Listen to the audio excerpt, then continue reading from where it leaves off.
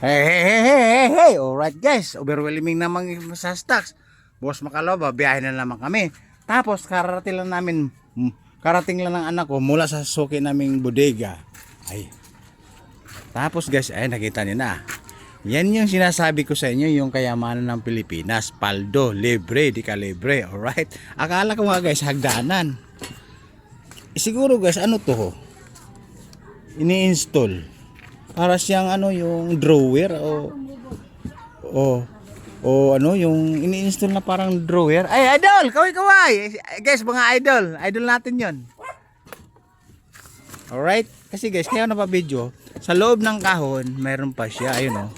Ayun o, sa loob ng kahon, mayroon pa siya. Tapos sa labas, mayroon din. Kumbaga, hindi sa pinasok lahat. Ito, duda ko guys, parang ano to, yung tawag ba nito, yung displayhan, yung lagay ng mga display, mga flower vase, ballpen, o cellphone. Ito ini-install po to guys eh. Ngayon lang ako nakakatagpo nito kasi karating nga lang guys, wala pang 2 minutes o 5 minutes karating lang. Kasi ako nagbababa, naisipan kong i-video kasi nga ito yung ano, yung parang cabinet o i-install mo siya para sa mga display, alright? Ayun na.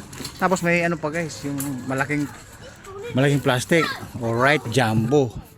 Ngayon guys, pag binaba ko to, babalik uli, alright? Babalik uli sa may suki naming bodega. May kukunin na naman na paldo-paldong karton. Kaya nga ito, isinisyo ko lang sa inyo dahil lang sabi ko nga sa inyo, papakita, isusyo ko sa inyo yung libre di kalibre ng kayamanan ng Pilipinas. Guys, brand new eh. Hindi pa siya nagagamit eh. You know? Pag si Vince na sabing brand new, bago po siya. Oh, bago po siya. Eh, punong-puno pa naman ang mga karton guys sa ilalim. Ayun, oh. Paldo, parang mga kahon ng freezer, kahon ng washing. Kasi nga, galing nga po sa bodega.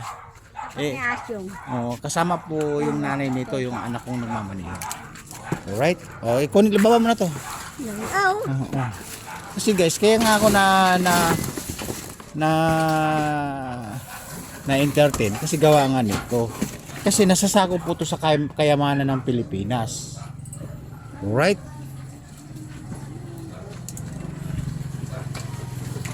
Nasasakop to sa kayamanan ng Pilipinas. Brand new. Guys, wala pa siyang ano. Wala, kasi malalaman mo kasi guys, pag yung mga butas na to na nadaanan ng mga tornilyo, may mga gahin na po yan. Mayroon po siyang pingas. Eh wala eh. Bagong bago, brand new, yung sinasabing tampok sa kayamanan ng Pilipinas, libre di ka libre. Alright? Isang kahon po to. Isang nakatali sa labas at saka isang may panloob. Isang kahon po siya. Para siyang ano ba yun? Tawag jealousy ba tawag doon? Yung mga displayhan pag ini-install mo. Ang tawag nung nasa displayhan yung drawer cabinet. Drawer cabinet. Drawer cabinet ano? Tapos may salamin to, ganon?